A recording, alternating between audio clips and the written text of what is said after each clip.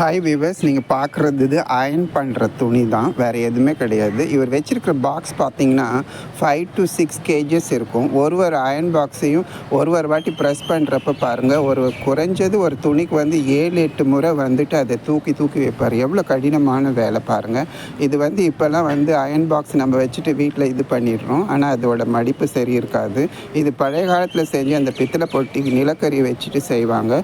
ஒரு முறையும் எடுத்து வைக்கிறது வந்து எந்த அளவுக்கு சிரமம்ன்றது அது தேய்க்கிறப்ப தான் தெரியும். பட் இந்த மாதிரி தேய்ச்சி கொடுக்கறது பார்த்தீங்கன்னா 1 வீக் ஆனாலும் அந்த ஃபோல்டு அப்படியே மாறாமல் அப்படியே இருக்கும். இதுதான் வந்துட்டு இங்கே இருக்கிற பியூட்டி.